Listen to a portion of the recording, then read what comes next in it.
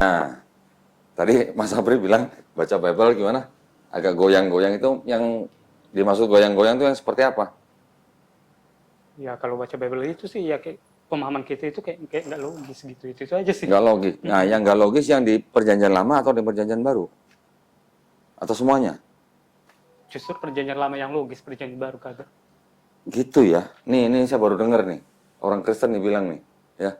Perjanjian Lama logis, Perjanjian Baru nggak logis. Nggak logis. Nah, boleh cerita nggak Mas, nggak logisnya gimana? Yang nggak logisnya gimana mau dibilang ya? Seperti tadi saya udah sama Mas Satagus. Kristianto. Iya, oh iya nih. Ah. Om Kristianto nih.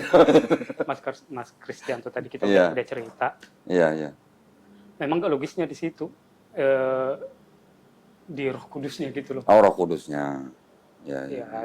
sepertinya ya kalau yang seperti yang udah kita alami ya, kita kan kok Kristen Protestan gitu loh. Dalam Kristen Protestan kan ada itu namanya Roh Kudus turun gitu. Iya, iya, iya. Ya, tapi sama sekali Nggak nggak merasakan. pernah saya rasakan gitu. Iya, nggak merasakan. Jadi ya, Roh Kudusnya di mana gitu loh.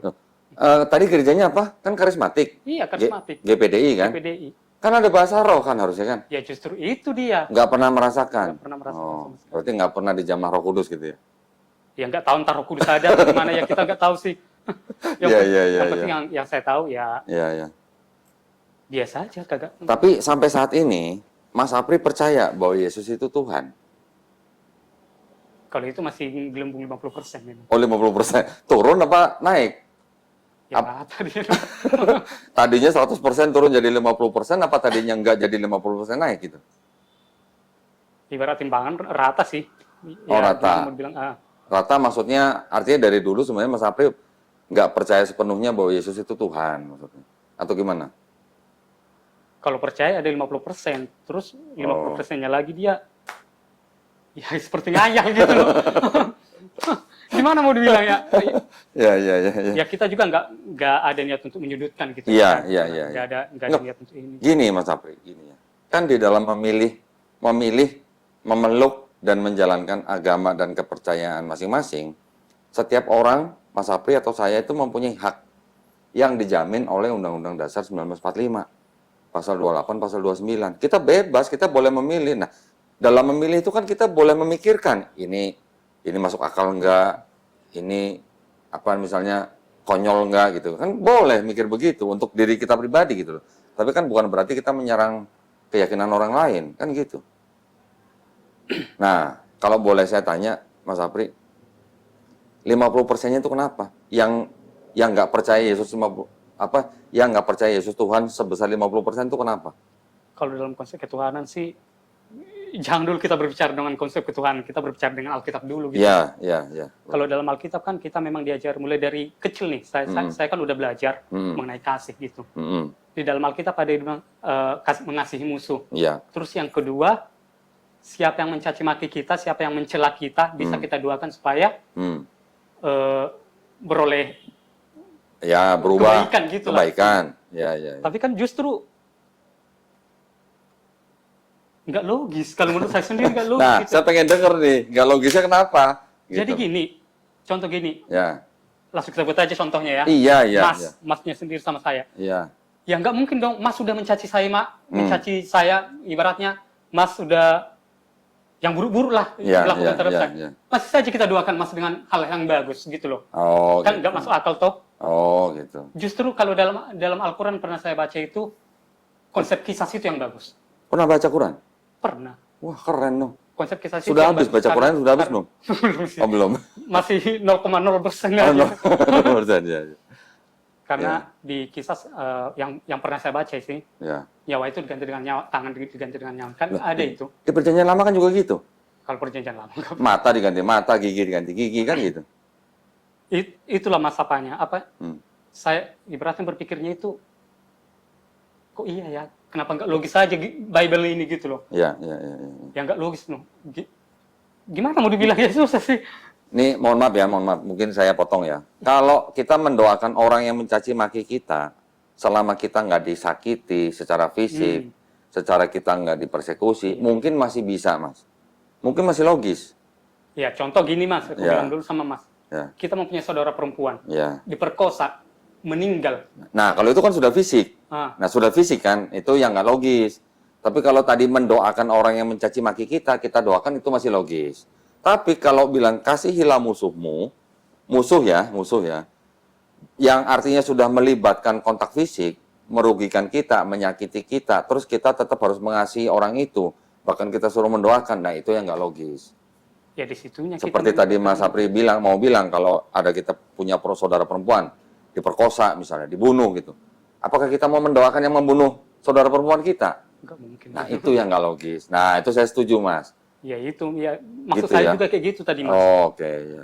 Jadi kan konsep dalam kasih itu seperti yang udah dibilang dalam Alkitab. Ya, Tapi kan pendeta suka ngomong gini, Mas Sapri. Artinya kasihilah musuhmu itu sebenarnya jangan membalas kejahatan dengan kejahatan, gitu maksudnya. Logis nggak? Nah, berarti kalau ada orang Nggak membunuh saudara kita, bukan berarti kita harus membalas membunuh. Kata pendeta begitu. cuman konsepnya itu aja salah sih, Mas, menurut aku sih. Cuman kan kalau kita... Mengasihi musuh itu kan seperti berat gitu loh. Ya, ya. Jangankan dulu mengasihi musuh. Iya. Saya mencuri barang mas ini aja, kayaknya Mas udah benci sama saya. Itu Iya, logikanya. iya, Ya betul. saya kayak gitu. Siapa yang mencuri barang saya? Ya nggak mungkin dong kita doakan lagi yang bagus-bagus sama dia. Berkatilah dia Tuhan, inilah Iya, dia iya. Tuhan, lindungilah dia, berikanlah berkat sama dia gitu loh. Padahal udah barang kita dicuri gitu loh. Betul. Yang ada apa? Maaf kata, babi manusia itu kan gitu. Iya, iya. Logikanya memang betul, seperti betul. itu. Ya, jadi saya senang dengan pemikiran Mas Sapri. Berarti Mas Sapri bisa menilai sesuatu ajaran itu harus bisa diterapkan dalam kehidupan nyata, gitu kan? Ya, yang maksud saya harus logis-logisnya. Logis-logis saja. Nah, betul. Jadi, kalau bilang kasihilah musuhmu, pendeta bilang jangan membalas kejahatan dengan kejahatan. Tetapi kalau kita sendiri atau anggota keluarga kita sendiri atau bahkan dalam konteks satu bangsa, ya, disakiti atau dijajah atau dizolimi, ya, artinya ditindas, kan kita punya hak untuk melawan. Artinya bukan kita membalas kejahatan dengan kejahatan itu, kalau kita melawan terus kita harus tidak boleh membalas kejahatan tuh bukan berarti terus kita diam aja. Masa kalau negara kita dijajah terus kita diam aja, ambil aja semua gitu kan enggak. Pasti gitu dong. Kalau anggota keluarga kita dibunuh atau dirampok, kan yang bisa kita lakukan kalau kita tidak bisa menangkap si pembunuh atau menangkap si perampok kan kita lapor polisi. Ada polisi yang menjadi penegak hukum gitu kan. Artinya kalau kita lapor berarti kan ada rasa nggak terima dalam hati kita kan. Nggak terima, kenapa nggak terima? Karena kita menuntut keadilan. Ya gitu ya. Jadi kalau misalnya anggota keluarga kita dibunuh, kita pasti lapor dong. Kita nggak lapor malah kita salah gitu, karena itu ada kejahatan gitu. Nah, tapi kalau dengan prinsip kasihilah musuhmu, terus kita harus mengasihi pembunuh yang membunuh saudara kita, kan nggak mungkin gitu. Kalau ajaran itu, Mas, ditetapkan di dalam pengadilan, mungkin nggak kira-kira? Di dalam pengadilan nih, kasihilah musuhmu gitu. Kosong penjara, Mas. Betul nggak? Betul kan? Iya, masih. Sekarang kalau negara kita dijajah, penjajah datang, kasihlah musuhmu. Gimana? Apa kita kasih semua barang-barang dari sumber daya alam kita gitu ke penjajah? Kan enggak kan? Pasti kita lawan, kita usir kan? Tujuannya kita usir apa? Supaya apa? Ya, supaya kita sejahtera lagi. Supaya ada perdamaian kan? Jangan orang menjajah bangsa lain kan begitu. Nah, artinya berarti kan gini, Mas. Ini mohon maaf ya. Kita kan ngobrol nih ya. Kita sharing nih. Waktu zaman Yesus masih hidup, kalau kita baca Bible, bangsanya Yesus bangsa apa? Yahudi kan? Bangsa Yahudi. Bangsa Yahudi waktu itu juga sedang dijajah, Mas. Yang jajah bangsa apa? Romawi kan? Romawi kan, betul kan? Nah, kan Yesus yang nyalib Yesus kan tentara Romawi kan, Mas? Bangsa Yahudi sedang dijajah oleh bangsa Romawi. Nah, sekarang di dalam Bible yang ditulis berapa puluh tahun setelah nggak ada Yesus, ditulis ya katanya di Romawi, yang nulis orang-orang yang berpendidikan, terus dibaca sama orang-orang Yahudi. Bacanya apa? Kasihilah musuhmu. Nah, musuhnya bangsa Yahudi ini siapa? Ya, bangsa Romawi. Bangsa Romawi. Terus bangsa Yahudi suruh kasih bangsa Romawi gitu. Padahal bangsa Romawi itu yang menjajah bangsa Yahudi. Satu. Yang kedua, di Bible juga dikatakan, bayarlah pajak kepada kaisar. Nah, kaisar ini kan dari Romawi. Bangsa Yahudi kan nggak punya kaisar. Kaisar ini kan yang menjajah bangsa Yahudi. Suruh bayar pajak ke kaisar gitu. Kekaisaran Romawi ya. Ya. Terus di surat-surat di Paulus juga dikatakan takluklah atau tunduklah kepada pemerintah. Pemerintah pada saat itu siapa? Bangsa Romawi kan? Bahkan Paulus mengatakan pemerintah itu berasal dari Allah. Mungkin nggak pemerintah Romawi itu berasal dari Allah untuk menjajah bangsa Yahudi? Logis nggak kira-kira, Mas? Enggak logis. Enggak ya. Terus Paulus juga menulis, bayarlah pajak dan cukai kepada yang berhak. Yang mengurus pajak dan cukai itu adalah pelayan-pelayan Allah, katanya. Bangsa Romawi yang ngurus pajak dan cukainya orang Yahudi itu pelayan Allah, kata Paulus. Kira-kira logis nggak? Enggak logis. Nggak logis. Jadi kalau ada penjajah datang ya ke sebuah negara mau menjajah, terus dia bawa kitab suci katanya, yang ajarannya kasihilah musuhmu, bayarlah pajak kepada kaisar atau pemerintahmu gitu. Nah kira-kira berarti ajaran kasihilah musuhmu itu kira-kira bisa nggak disebut itu sebagai ajaran penjajah supaya orang yang dijajah nggak berontak gitu? Bisa nggak begitu? Hah? Karena tulisan-tulisan itu ditulis berapa puluh tahun setelah nggak ada Yesus. Ditulisnya di Romawi oleh orang-orang yang berpendidikan. Yang ngomong siapa? Yang ngomong orang-orang ahli-ahli perjanjian baru sendiri. Bukan saya ngomong gitu. Ada buku-bukunya ada yang ngomong gitu. Jadi kalau bilang kasihilah musuhmu untuk bangsa Yahudi yang saat itu sedang dijajah oleh Romawi, ngasihilah musuhmu kan musuhnya orang Yahudi kan Romawi. Berarti kalau suruh mengasihi bangsa Romawi berarti kan nggak boleh berontak kan? Masuk akal nggak, Mas? Omongan saya. Masuk.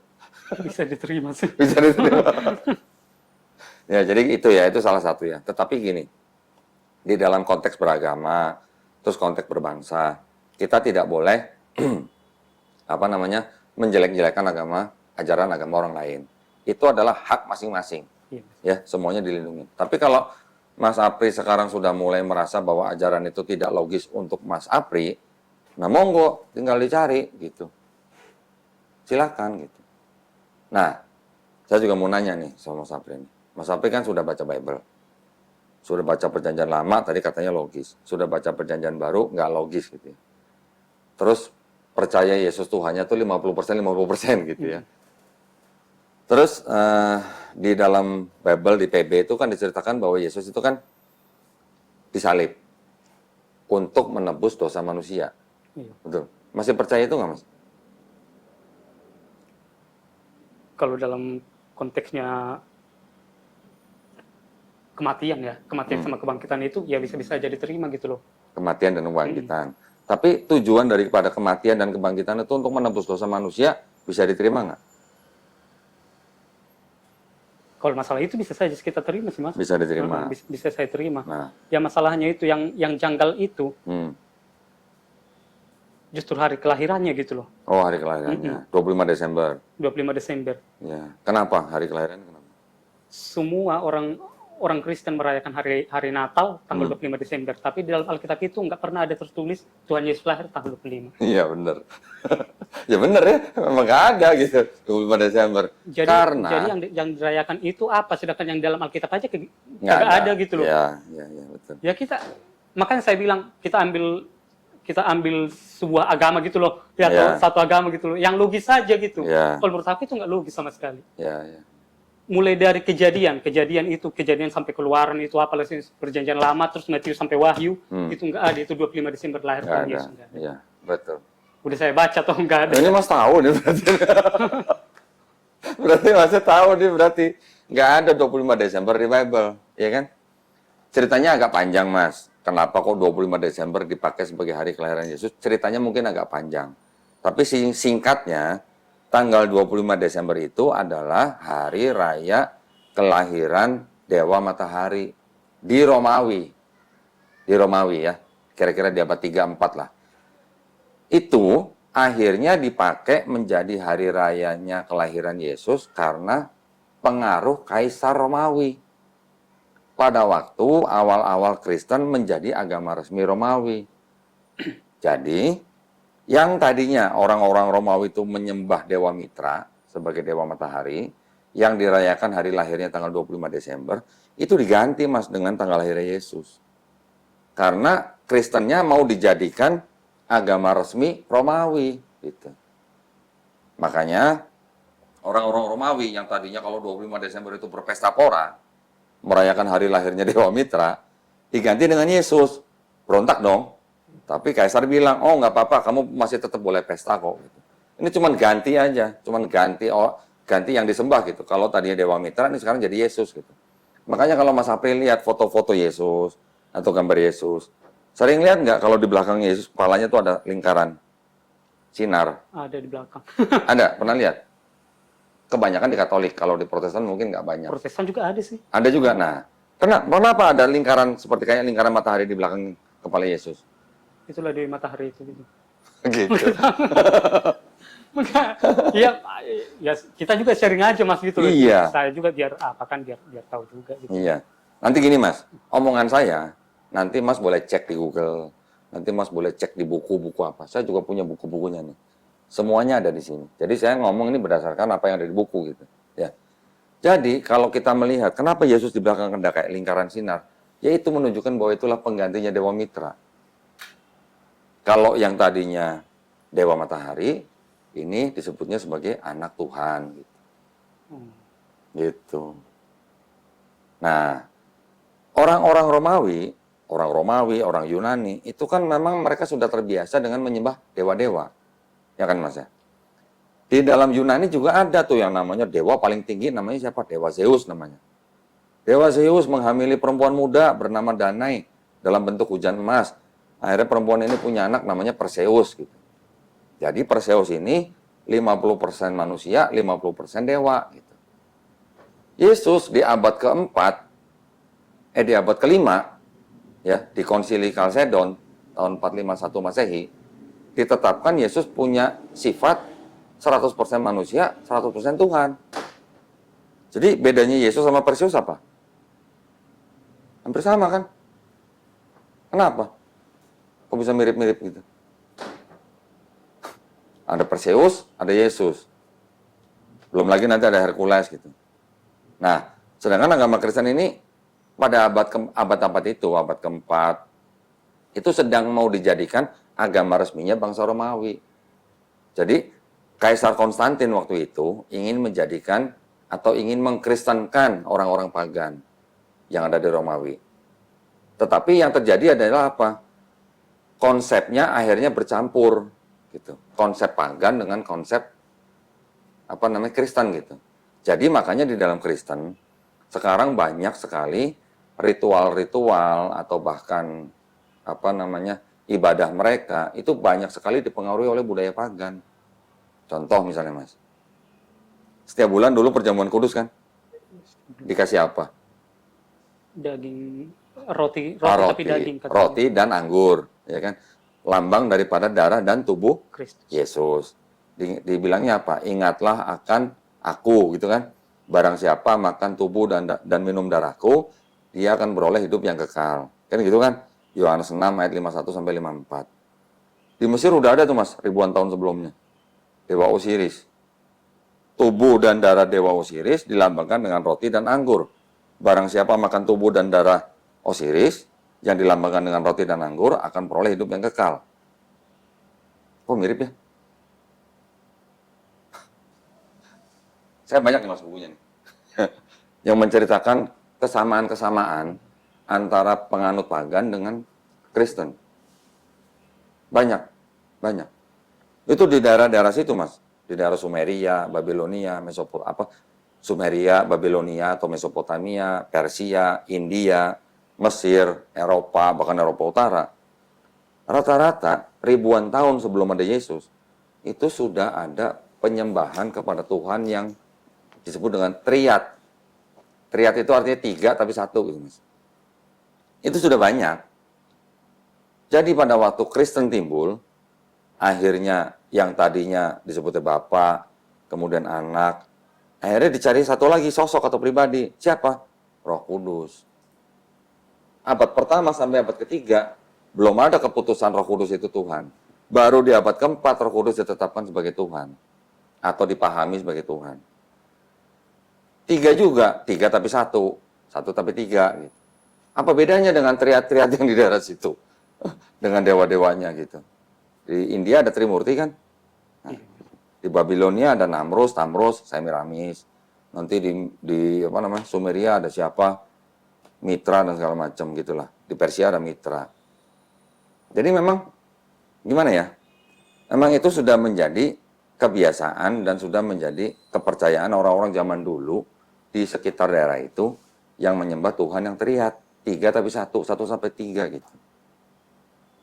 Jadi pada waktu Kristen timbul ini sebenarnya bukan hal yang baru.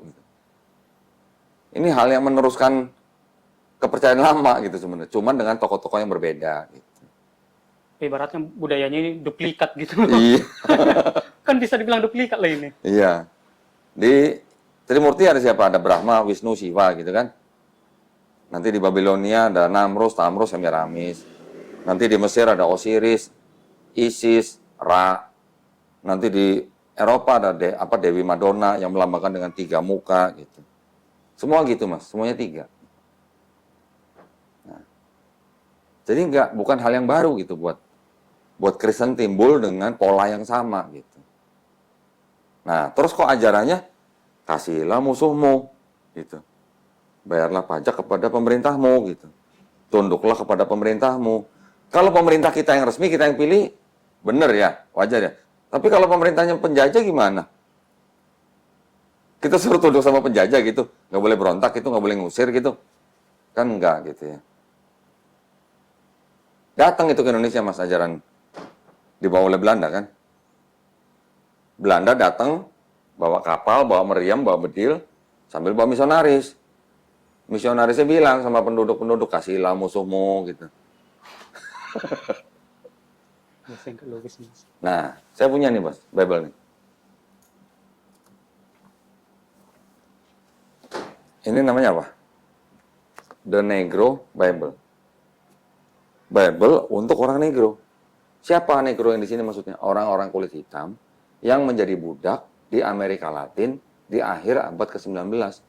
Dikasih Bible-nya begini. Sekarang kalau di Bible ini, apa bedanya dengan Bible yang standar ini? Ternyata pasalnya di diskon, Mas. Kejadian, Genesis kan? Pasal standar itu 50 pasal. Tinggal 14 pasal. Keluaran, Exodus kan? Dari 40 pasal jadi 2 pasal. Levitikus, Imamat, 27, hilang semua. Dan seterusnya. Ini banyak yang nol tuh. Jadi banyak yang pasal yang dibuang-buang gitu. Nih, banyak yang nol. Yang belasan, yang puluhan, jadi tinggal berapa?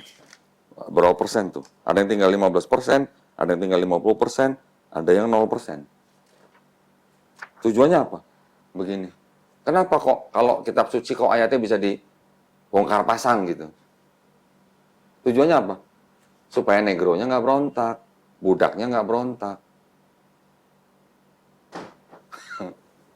Pernah lihat ini mas? Nggak pernah lihat.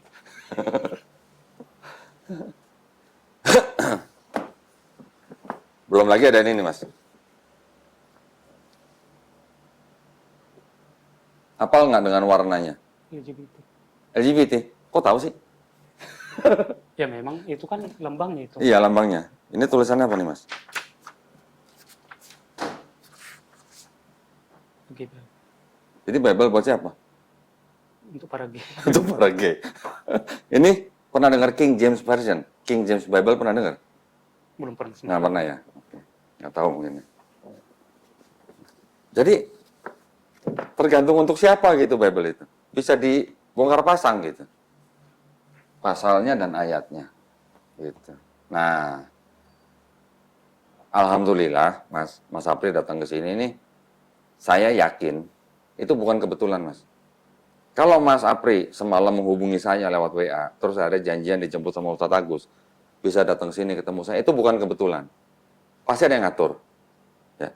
Tidak ada pertemuan 2 orang itu yang kebetulan. Pasti ada yang ngatur. Kalau tidak diizinkan Allah Subhanahu wa taala, kita tidak akan ketemu walau kita berusaha gitu. Tapi kita sudah diizinkan bertemu begini. Ini sebuah tanda yang insya Allah membawa kebaikan buat kita berdua gitu, buat semuanya gitu, Mas. Saya kalau mau bicara panjang lebar tentang Bible ini banyak sekali nih yang bisa saya tunjukin. Lagian saya masih awam juga, Mas. Tapi maksud saya gini, Mas Apri kan saya yakin dengan kegalauan tadi yang percaya Yesus sebagai Tuhan cuma 50%. Terus ajarannya nggak logis. Itu buat saya sebenarnya sudah cukup. Udah cukup sebenarnya buat saya. Artinya sudah cukupnya itu begini.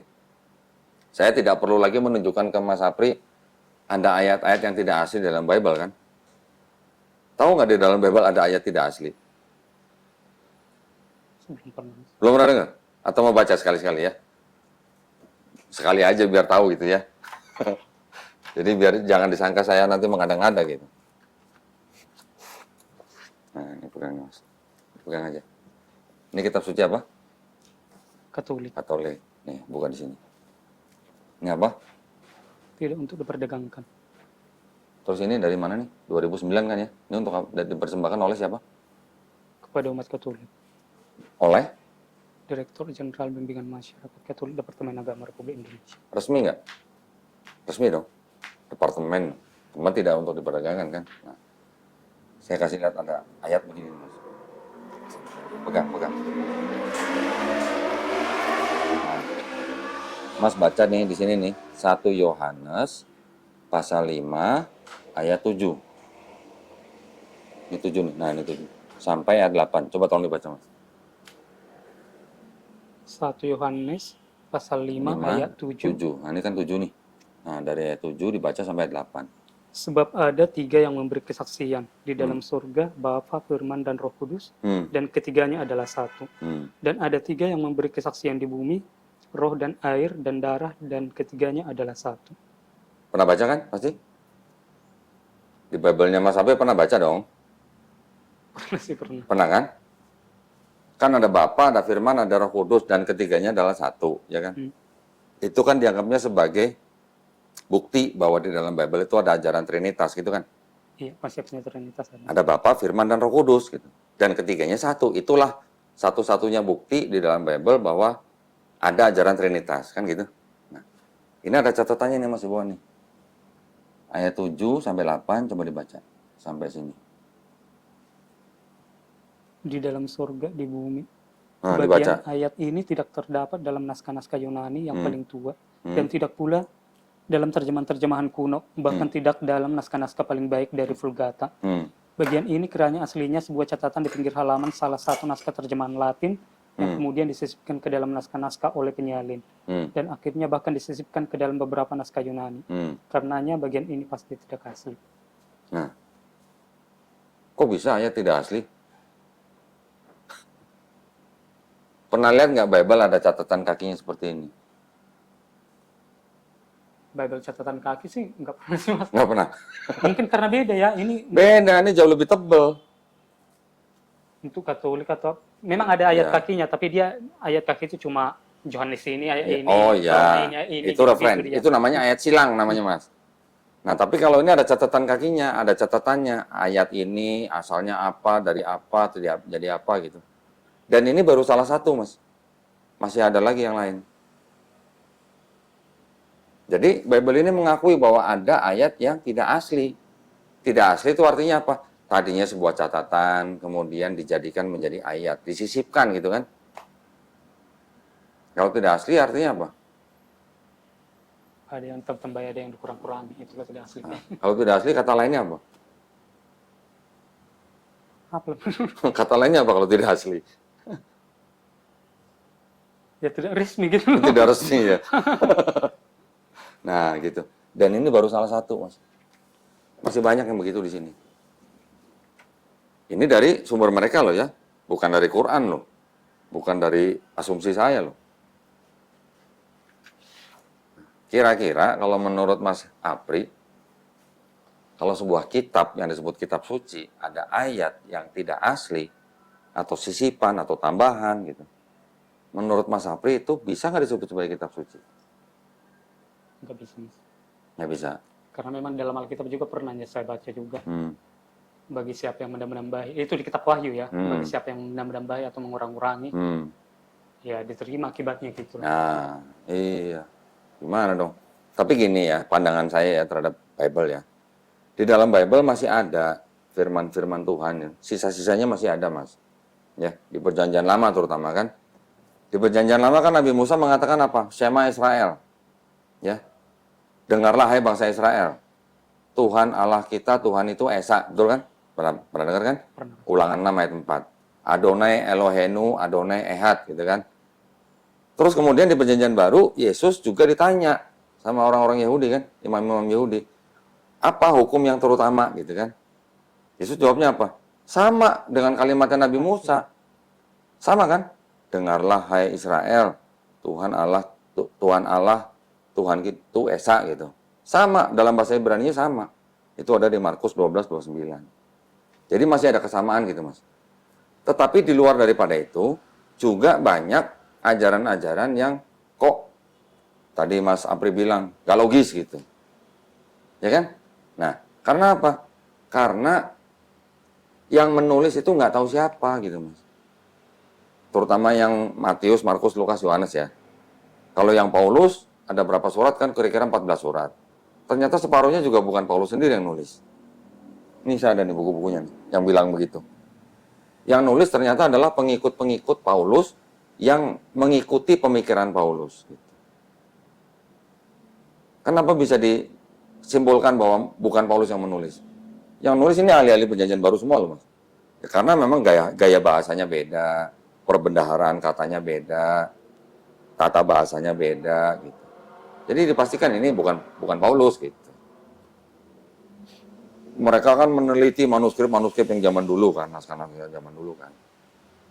Jadi mereka bisa menyimpulkan seperti itu gitu. Jadi dulu kan saya juga Kristen ya. Kita dulu sama-sama lah. Kita hanya mendengar dari pendeta gitu kan. Tapi kita sendiri tidak pernah mendalami sampai ke situ gitu. Jadi kita artinya hanya imani saja gitu. Betul? Iya Mas ya. Betul ya? Nah, kira-kira nih saya mau nanya nih sama Mas Apri nih. Mas Apri anggap aja nih sampai sekarang kan tadi kan saya tanya masih percaya bahwa Yesus mati di atas kayu salib dan bangkit dari ketiga itu untuk menebus dosa Mas Apri kan? Betul kan? Kira-kira Mas, kalau Mas Apri dikasih kesempatan bisa ngelihat Yesus mau disalib nih. Kira-kira, ini andai kata nih kan, pada waktu ngelihat Yesus mau disalib, Mas Apri sebagai orang Kristen yang percaya bahwa Mas Apri dosanya sudah ditebus dengan matinya Yesus, ngelihat Yesus mau disalib, kira-kira mau lari seperti murid yang lain, atau mau bantu tentara Romawi nyalib Yesus, atau mau nolong Yesus supaya nggak disalib? Ya kalau kita di situ mau nolong sih kalau sebenarnya ada gitu loh, kalau benar-benar ada gitu. Mau nolong Yesus supaya nggak disalib kan? Iya. Berarti Mas Apri cinta Yesus kan? Iya dong. Kalau mau nolong Yesus supaya nggak disalib kan berarti Mas Apri cinta dengan Yesus kan? Tapi kalau Mas Apri menolong Yesus supaya nggak disalib, dosanya Mas Apri nggak ditebus dong. Gimana? Karena nggak jadi mati gitu. Karena nggak jadi mati. Betul kan? Iya. Logis nggak pertanyaan saya? Logis Mas. Logis nggak? Kalau Mas Apri mau dosanya ditebus dengan matinya Yesus di atas kayu salib, Mas Apri harus bantu tentara Romawi nyalib Yesus supaya mati. Kan gitu. Kalau dia nggak mati, dosa kita nggak ditebus kan gitu. Tapi tadi Mas saya nggak arahkan, nggak apa. Mas Apri bilang nolong Yesus supaya nggak disalib. Berarti Mas Apri kan sebenarnya cinta dengan Yesus. Betul? Logis nggak? Bukan saya. Logis itu. Cuman nggak logisnya di situ aja. Kalau kita tolong nggak jadi ditebus. Nah, Tapi kalau kita tolong ya justru sama aja nggak ditebus gitu loh. iya. Jadi Gimana dong? pemikiran itu Mas kayak Maju kena mundur kena dong. Nah, sekarang saya mau nanya lagi nih sama Sapri. Kalau orang Kristen percaya bahwa dosanya sudah ditebus sama matinya Yesus di atas kayu salib, Mas ya. Berarti yang menyalibkan Yesus tentara Romawi, ya. Tentara Romawi kan disuruh sama Pontius Pilatus kan? Iya. Pontius Pilatus diminta sama siapa? Imam-imam Yahudi kan? Imam Yahudi bisa nangkap Yesus dari siapa? Yudas Iskariot. Yudas Iskariot bisa menyerahkan Yesus ke Imam Yahudi karena siapa? Ada yang membisiki dia kan? Ada yang bisa. Siapa? Iya. Iblis kan? Ada ayatnya kan di Bible. Jadi iblis membisiki Yudas, Yudas menyerahkan Yesus ke Imam Yahudi, imam Yahudi minta Pontius Pilatus untuk disalib, kan Yesusnya Pontius Pilatus baru nyuruh tentara Romawi untuk nyalib, kan. Ini 5 pihak ini yang menyalibkan Yesus supaya mati di atas kayu salib, supaya nebus dosanya Mas Apri. Ini 5-limanya berjasa apa berdosa, Mas? Kalau dalam konteks tadi berjasa. Berjasa dong. Kalau berjasa harusnya masuk surga atau masuk neraka? Masuk surga sih. Harusnya masuk. Mau satu surga sama iblis. Gimana? Ya kadang memang nggak logis sih Mas. Nah, Itu karena aja nggak sih. logis. Sekarang Mas Apri sudah bisa menyatakan dengan tegas karena memang nggak logis gitu. Karena memang Yesus tidak pernah mengajarkan bahwa dia mati di atas kayu salib untuk menebus dosa manusia. Kan di Matius 18 ayat 3 Yesus bilang, kalau mau masuk kerajaan sorga, kamu hanya perlu bertobat dan menjadi seperti anak kecil ini gitu. Kan gitu kan? Kalau bertobat artinya gimana? Menyembah Yesus sebagai Tuhan gitu kan enggak. Yesus nggak pernah bilang sembahlah aku kan. Iya. Karena Yesus hanya bilang bertobat dan menjadi seperti anak kecil ini. Baru bisa masuk kerajaan Allah. Betul? Kalau Mas percaya tadi 100% Yesus Tuhan, saya nanti mungkin banyak tanya. Gitu. Tapi karena sudah 50%, sudah cukup dengan itu aja. Gitu Mas. Segala sesuatunya kita harus pikirkan, logis nggak gitu. Mas Apri datang ke sini dengan pemikiran bahwa itu tidak logis. Wah itu sudah begini sebenarnya. Ada yang mau ditanyain soal Bible? Nggak ada lagi. Nggak ada lagi. Ya memang udah mewakili sih memang. Sudah wakili ya. Mau satu lagi nggak? Boleh. Sebelum ambil keputusan. Ini kita cek dengan logika aja. Kira-kira menurut Mas Apri, Yesus disalib itu kira-kira rela nggak?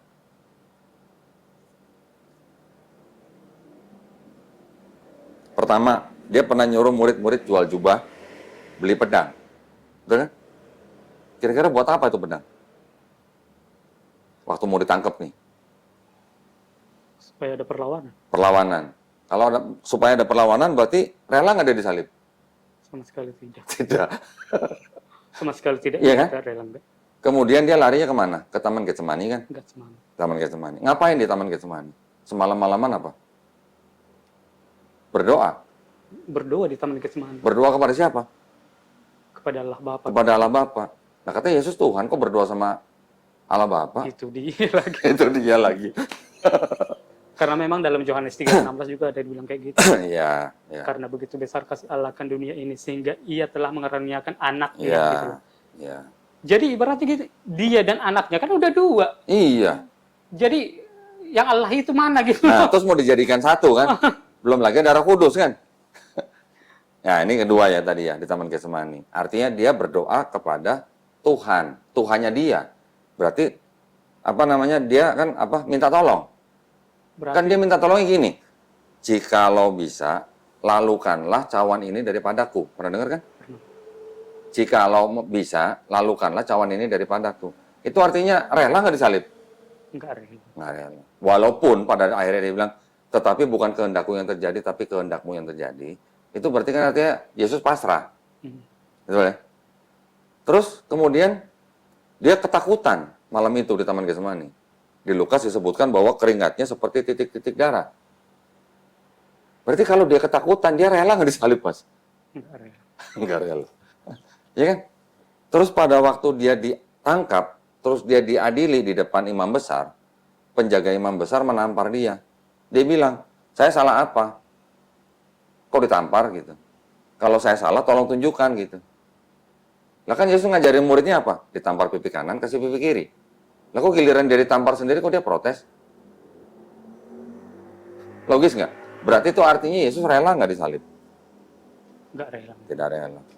Terus pada waktu dia di atas kayu salib, dia kan teriak, Eli, Eli, lama Sabatan. sabatani. Artinya Allahku, Allahku, mengapa kau meninggalkan aku? Rela nggak kira-kira kalau teriak begitu? Ya memang enggak rela. Nggak rela. Ada teks yang lain yang bilang mengatakan bahwa ampunilah mereka karena mereka tidak tahu apa yang mereka lakukan. Ada yang begitu. Tapi ada Eli, Eli, lama sabataninya gitu. Itu kan sebuah indikasi bahwa dia nggak rela disalib. Kan gitu ya. Jadi dari situ aja kita bisa berpikir, berarti sebenarnya kan Yesus itu dibunuh gitu. Ya kan? Bukan datang untuk menyerahkan diri untuk disalib untuk menebus dosa gitu loh. Nah sekarang kalau memang Yesus itu Tuhan, ya Mas ya, kalau memang dia Tuhan, terus sebelum dia turun ke bumi, dia kira-kira dia tahu nggak dia bakal mati di atas kayu salib? Kan Tuhan nih, dia mau menebus dosa manusia nih. Kira-kira dia tahu nggak dia bakal mati di atas kayu salib? Kalau dalam Alkitab dibilang dia tahu sih. Di Alkitab nggak disebut, tapi ini kita dengan logika aja. Kalau memang dia Tuhan, dia mau turun ke bumi, menebus dosa manusia dengan cara mati di atas kayu salib, dia udah tahu belum harusnya? Kan Tuhan. Karena dia sendiri yang menyerahkan dirinya dia. Kan Harusnya tahu dong. ya tahu. Harusnya tahu kan. Tetapi bisa nggak saya bilang bahwa misinya dia datang ke bumi itu untuk bunuh diri? Enggak sih. Walaupun bangkit dari ketiga, kalau dia tahu dia bakal mati, bisa nggak tindakan itu saya sebut bunuh diri? Karena tindakan dia kan menghilangkan nyawa sendiri. Tindakannya memang bunuh diri di situ. Tindakannya bunuh diri, walaupun motivasinya beda. Motivasinya bukan stres atau apa, tapi untuk mengorbankan diri ya. Tapi tindakannya itu kan bisa disebut sebagai tindakan bunuh diri. Kan gitu. Selagi pula kalau Yesus itu memang benar-benar Tuhan, masa Tuhan nggak tahu hari kiamat? Ya kan? Kan dia ditanya, kapan hari itu gitu kan? Kan dia bilang, yang tahu hanya Bapa. Anak tidak tahu, malaikat pun tidak tahu. Kalau Tuhan masa nggak mengetahui gitu? Maksud saya gitu. Dan kalau memang dia, memang benar-benar dia berniat datang untuk menebus dosa manusia, kan dia tinggal menyerahkan diri ke imam Yahudi. Kenapa harus ngumpet-ngumpet di Taman Getsemani kan? Iya. Logis nggak menurut saya? Iya, Mas masuk. Mas mau nolong saudaranya nih, ya udah tinggal datang serahin diri mau nolong gitu. Kenapa harus ngumpet-ngumpet gitu? Harus tangkap dulu gitu. Harus gini dulu, harus gini. Seperti drama gitu mas. Iya Mas. Gitu loh maksud saya. Kalau kita teliti lagi, sebenarnya ajaran bahwa Yesus mati di atas kayu salib untuk menebus dosa manusia itu kan adanya setelah Yesus nggak ada. Yang mengajarkan orang-orang yang setelah nggak ada Yesus gitu. Itu Paulus gitu. Bahkan Paulus bilang buat orang-orang yang tidak hidup di bawah hukum Taurat. Orang-orang goyim yang non Yahudi maksudnya. Kalau kalian sunat, kematian Yesus di atas kayu salib itu nggak ada gunanya buat kamu gitu. Sampai begitu ngomong. Gimana? Padahal Yesus sunat. Yesus mati dikafanin. Yesus doanya sujud. Yang sekarang terjadi apa? Mas di gereja doanya sujud nggak? Nggak? Atau sujud? Sujud sih Mas. Hah? Sujud juga sih. Sujud? Emang di GBDI ada sujud gitu? Ya itulah tadi yang kita berbicara apa itu, apa namanya? Roh Kudus itu kan di GPD kan ada itu kebaktian 10 malam itu. Ya sujud juga. Ada sujudnya. Tapi Kalau itu aja momennya gitu. itu malam kan. Kalau kebaktian hari Minggu sujud nggak? Kalau sujud enggak justru bergirang. Malah joget-joget gitu kan. Kalau orang Kristen mati di kafanin atau masuk peti, Mas? Masuk peti. Masuk peti. Yesus kafanin kan matinya kan? Nah sekarang umat beragama apa yang mati di kafanin? Yang penting bukan Kristen. Sekarang menurut Mas Apri, umat beragama apa yang sekarang Mas Apri tahu yang kalau mati di kafanin? Orang Islam. Orang Islam. Orang Islam juga kalau doa, sholat, sujud kan? Yesus kira-kira pernah makan babi nggak Mas kalau di Bible? Kapan? Nggak pernah. Umat beragama apa yang nggak makan babi? Muslim. Muslim. Ya kan? Jadi yang ngikutin Yesus siapa kalau gitu? Kristen atau Muslim? Yesus puasa, Mas. Yang puasa siapa sekarang? Muslim atau Kristen? Puasa full 1 bulan maksudnya. Muslim. Muslim. Gimana dong? Kenapa kalau memang Kristen mengaku sebagai pengikut Yesus, kenapa nggak ngikutin gitu loh? Kenapa berubah semua gitu? mati masuk peti, doanya cingkrak-cingkrak, nggak ngikutin hari Sabat gitu, malah hari Minggu gitu, ya kan? Terus babi dimakan gitu kan? Saya juga dulu makan babi, ya. Kenapa nggak mengikuti gitu loh Yesusnya? Kenapa yang mengikuti malah Islam gitu loh Mas? Berarti ada kemungkinan nggak bahwa sebenarnya Yesus itu sebenarnya Muslim? Kita yang ngikutin dia gitu. Buktinya masih ada, masih kita praktekkan sampai sekarang. Kita sholatnya sujud, kita nggak boleh makan babi, kita mati dikafanin, kita berpuasa, gitu kan? Ada semua kan di Bible kan? Jadi ada kemungkinan nggak tuh Yesus sebenarnya Muslim? Ya juga sih. Nah, kan Mas Apri semalam kan bilang, Mas Apri pengen nanya-nanya soal Islam, ya kan? Iya. Nah, Islam itu artinya sebenarnya adalah berserah diri, Mas. Ya, berserah diri, damai, selamat, patuh, taat, tunduk kepada siapa? Kepada Sang Pencipta aja. Hanya kepada Sang Pencipta. Gitu. Itu artinya Islam tuh, Mas. Nah, Islam. Kalau orangnya disebut Muslim, gitu. Ya, Muslim orang yang berislam gitu mas. Jadi kalau Muslim adalah orang yang berislam atau dengan kata lain orang yang berserah diri kepada siapa? Kepada Sang Pencipta. Gitu. Pencipta ada berapa? Cuma satu. Jadi Muslim adalah orang yang berserah diri kepada kehendak Sang Pencipta. Gitu. Tetapi di dalam Islam itu kan ada syariat-syariat, ya. Pada zaman Nabi Adam sampai Nabi Abraham alaihissalam, mungkin syariatnya bagaimana. Nanti pada waktu Nabi Musa alaihissalam diturunkan syariat nih, namanya Taurat, gitu kan. Pada zaman Nabi Daud diturunkan lagi syariat, namanya Zabur atau Mazmur, ya. Pada zaman Nabi Isa atau Yesus diturunkan syariat lagi, namanya Injil. Nah, itu semuanya adalah syariat-syariat pada zaman itu untuk bangsa Israel. Hanya untuk bangsa Israel kan? Apakah untuk seluruh dunia? Enggak. Kan Yesus bilang di Bible juga kan, aku diutus hanya untuk domba-domba yang tersesat dari bangsa Israel. Bahkan murid-muridnya dilarang pergi ke negeri Samaria kan? Nggak boleh kan? Musa juga menerima Taurat untuk bangsa Israel. Begitu juga Daud menerima Mazmur juga untuk bangsa Israel. Nabi Isa juga begitu untuk bangsa Israel. Gitu. Jadi itu namanya syariat. Nah, syariat-syariat semua yang tiga itu kan untuk bangsa Israel, untuk bangsa tertentu gitu. Ya kan? Barulah diturunkan syariat yang terakhir, yaitu Quran, Mas. Di dalam Quran ini kalau mau dicari intisari daripada Taurat, Zabur, Injil, semuanya ada dalam Quran. Intisarinya ya. Misalnya contoh apa? 10 perintah Allah. Ada. Kalau kita mau cari dalam Quran ada 10 perintah Allahnya. Di dalam Injil ada, di dalam Zabur ada. Intisari tapi ya nggak semua ya.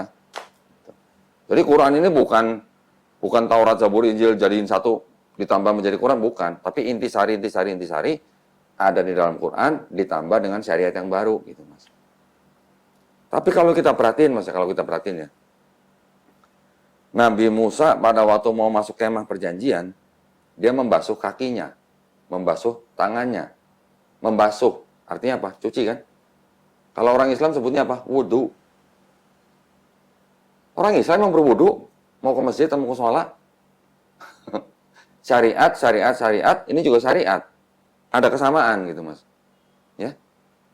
Nabi Daud, sujud. Nabi Isa, sujud. Puasa, ada zakat, perpuluhan bayar kan? Berapa persen? Lupa. Tapi perpuluhan ada sih. Ada kan? Nah, ya maksud saya, kalau perpuluhan itu kita sebut dengan kurang lebih seperti zakat. Mirip lah, tapi walaupun tidak sama persis, tapi mirip zakat gitu lah ya. Jadi dari bangsa Israel sudah ada perpuluhan, sudah ada wudhu, sudah ada sholat sebenarnya. Mirip-mirip. Di Quran ada semua mas. Di Islam ada semua. Ada sholat, ada puasa, ada zakat. Bahkan haji di dalam tradisi bangsa Israel itu juga sebenarnya ada yang namanya hajj. Ada kata-kata dalam bahasa Ibrani itu hajj, itu artinya ziarah. Itu ada juga sebenarnya. Cuman itu bukti-bukti sejarahnya kita harus buka. Tapi kalau diperhatikan, ada. Mas Apri pernah dengar mertuanya Musa siapa? Lupa kali ya. Namanya Yitro. Ya. Musa setelah dia membunuh seorang Mesir, dia lari ke Midian kan. Midian itu adanya di mana? Di Arab bagian utara, Mas. Terus akhirnya dia menikahi seorang anak imam besar, yaitu yang bernama Yitro, dinikahi oleh Nabi Musa, tetapi dia harus bekerja untuk mertuanya selama 8 tahun. Itu di Bible ada. Imam besar ini di Arab, Mas. Kira-kira, kan Mekah di Arab kan. Kira-kira imam ini pergi haji nggak? Dia imam loh. Dia juga mengikuti ajaran Nabi Abraham. Berarti di Mekah, kalau dia di Arab Utara, dia pasti berhaji nggak? Berhaji. Kalau dia punya menantu, kira-kira di bawah nggak berhaji? Logika aja, logika gitu. Selama 8 tahun, Musa kerja dengan seorang imam di Arab, yang juga keturunan Nabi Abraham, dari istri-istri yang lain, pasti berhaji. Gitu. Itu yang menunjukkan bahwa sebenarnya dari Abraham sampai Musa, Daud, Isa, itu sebenarnya ajarannya tuh sama sebenarnya. Waktunya sama tuh, artinya sama tuh bukan sama persis detail semuanya enggak, tetapi ada kesamaan gitu loh. Ya, ada wudhu, ada sholat, ada zakat, ada puasa, semuanya ada. Nah, itulah yang disempurnakan dalam Islam, Mas. Nah, satu lagi yang sama apa? Pesannya. Dari Nabi Adam, ya, Nabi Nuh, Nabi Abraham, Nabi Musa, Nabi Daud, Nabi Sulaiman, Nabi Isa, dan semua nabi-nabi. Semua pesannya sama nggak kira-kira? Pesannya apa mereka? Hanya ada satu pencipta kan? Hanya ada satu Tuhan. Kan gitu. Kan tadi kan Nabi Musa memberikan pesan apa? Shema Israel, Adonai Elohenu, Adonai Ehad. Di Islam pesannya apa? Qul huwallahu ahad. Adonai Elohenu, Adonai Ehad. Qul huwallahu ahad. Kok mirip ya? Ehad sama ahad ya? Ehad, ahad, sama. Esa gitu. Jadi ada kesamaan pesan gitu, Mas. Pesan itu juga sama di dalam Islam. Di dalam Islam juga mengatakan apa? La ilaha illallah. Tidak ada Tuhan selain Allah. Jadi kalau kita mau perhatikan, dari Nabi Muhammad SAW, Nabi Isa mundur sampai ke Nabi Adam semua, pesannya sama semua. Hanya syariatnya yang berbeda-beda gitu, Mas. Kalau syariat berbeda-beda itu artinya mungkin dulu zakat atau perpuluhan berapa persen, sekarang disempurnakan jadi berapa persen. Dulu mungkin sholat berapa rakaat, sekarang disempurnakan dengan berapa rakaat, tergantung waktunya. Dulu mungkin puasa berapa hari, sekarang jadi 1 bulan gitu. Kira-kira gitulah. Ya. Paham ya? Paham. Di dalam Bible sebutin banyak banget kemiripan-kemiripan yang sekarang dilakukan oleh umat Islam, Mas. Jadi kalau kita nyebut mereka semuanya adalah Muslim, boleh nggak? Muslim dalam arti mereka berserah diri kepada satu Tuhan. Bukan berarti mereka sudah mengikuti syariat Nabi Muhammad, bukan. Kan jaraknya ribuan tahun. Tapi secara akidah keyakinan, mereka hanya berserah diri kepada satu Tuhan, satu pencipta. Itu dalam bahasa Arabnya Muslim disebutnya, gitu Mas. Jadi Islam ini bukan agama yang baru sebenarnya, secara akidah. Secara syariat baru, adanya di abad ke-7, secara syariat. Tetapi secara akidah ini sebenarnya mengikuti akidah-akidah nabi-nabi sebelumnya. Mengikuti pesan-pesan nabi-nabi sebelumnya. Keyakinannya gitu ya, bahwa kita hanya berserah diri kepada satu pencipta gitu. Dalam bahasa Arabnya Muslim. Gitu. Kata kerjanya Islam, orangnya disebut Muslim. Cuman syariatnya beda gitu. Belum ngikut syariat Nabi Muhammad SAW dengan Quran dan sunnahnya. Kira-kira ada yang mau tanyain nggak dalam Islam? Enggak ada Mas, udah pas nih. Jelas? Jelas-jelas Mas. Alhamdulillah ya. Nggak butuh berapa jam kalau gitu dong. Jadi Mas Apri percaya bahwa pencipta itu cuma satu? Dari Esa. dulu percaya memang. Dari dulu percaya. Alhamdulillah. Nah, Memang cuma satu pencipta sih. oke. Sekarang Mas Apri percaya bahwa Yesus itu hanya nabi, bukan Tuhan.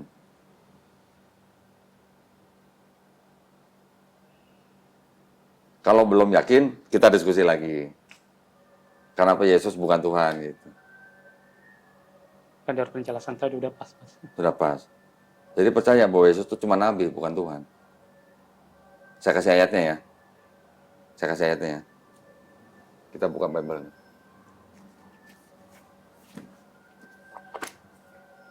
Tanpa dogma nih ya, tanpa dogma. Kita baca dengan ini aja, dengan logika aja.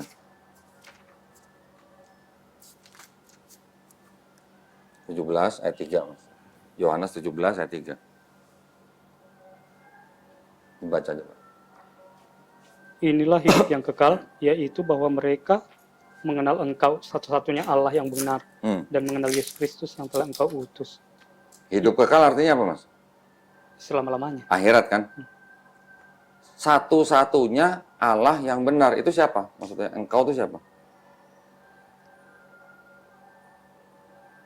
Bapa kan? Itulah pencipta itu. Iya, pencipta itu. Nah kan Yesus menyebutnya Bapa kan? Jadi engkaulah satu-satunya Allah yang benar. Satu-satunya loh Mas, nggak ada dua-duanya loh. Nggak ada tiga-tiganya loh. Satu-satunya Allah yang benar. Terus Yesus yang kau utus. Kalau utusan itu namanya apa? Nabi. Nabi. Buka lagi. Ada lagi Mas. Kalau dogma gereja lain lagi. Satu-satunya Tuhan yang benar tuh Bapa, Anak, dan Roh Kudus gitu. Jadi ada 3 gitu. Tapi kalau kita baca dengan secara plain apa adanya, satu-satunya Allah yang benar itu engkau tuh Bapa. Berarti itu kan Allah. Yesus yang kau utus. Utusan itu apa? Nabi.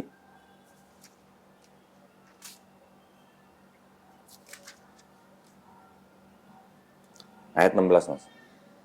Yohanes 13 ayat 16.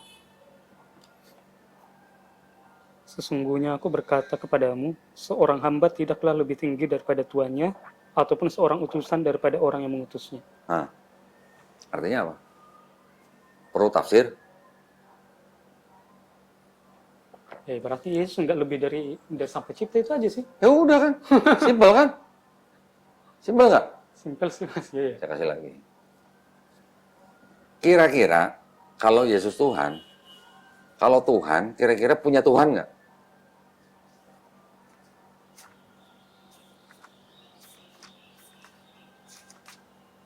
Tuhan itu udah tertinggi tuh Mas. Nggak perlu lagi Tuhan lain. Kalau udah dia Tuhan ya nggak perlu lagi yang Tuhan gitu. Ya, gitu kan? Yohanes 20 ayat 17. Coba. 17 mana? Nah, ini coba baca. 17. Kata Yesus kepadanya, janganlah engkau memegang aku terus, sebab aku belum naik kepada Bapa, tetapi pergilah kepada saudara-saudaraku dan katakanlah kepada mereka, bahwa sekarang aku akan naik kepada Bapakku dan Bapamu, kepada Allahku dan Allahmu. Itu yang ngomong Yesus kan?